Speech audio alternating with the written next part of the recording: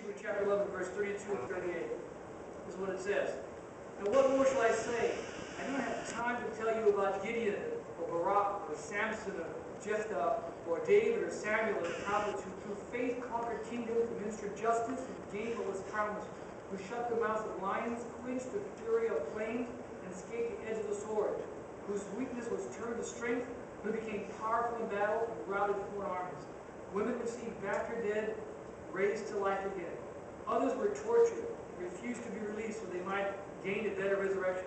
Some faced jeers and flogging, while still others were chained and put in prisons. They were stoned, they were sawed in two, they were put to death by the sword. They went about in sheepskins and goatskins, destitute, persecuted and mistreated. The world was not worthy of them.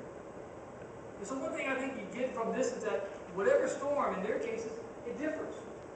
But what it does provide for us, as it did with Hezekiah, and hopefully for any of us who are going to, an opportunity to draw closer to God, to see Him work, to trust Him to get us through it. It also allows kind of our faith to be proved genuine, to be proved real. And then it allows us to be that place where God can bring us glory. Peter wrote in 1 Peter, when there was persecution breaking out on the new church, and they were beginning to lose their life, and people were being able to take their possessions from them. This is the word he had to say to them about the persecution and the trials that were awaiting them. It says, these trials come so that your faith, of greater worth than gold, which perishes though refined by fire, right, may be proved genuine.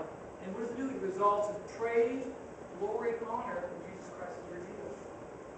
So Peter in the first century kind of picks up on the same theme. The trials, storms come from everywhere.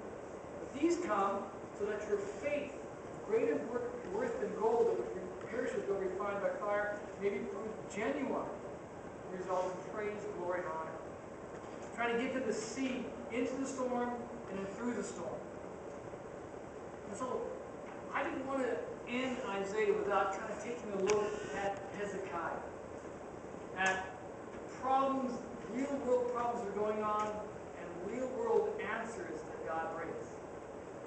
And so just as to end our reflection, is kind of ask you guys a couple of questions. The first one, in your personal life, do you feel the storm gathering?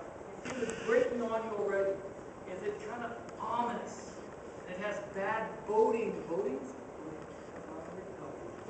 Foreboding, that's the word. Right? English? It's language.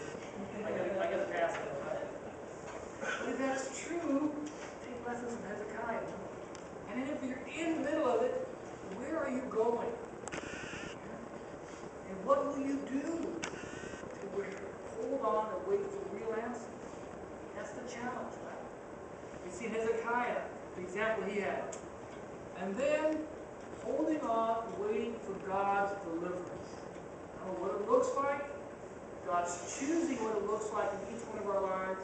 But the fact is, God does join us. He understands. He takes personally and seriously the threats that we receive and we're going through.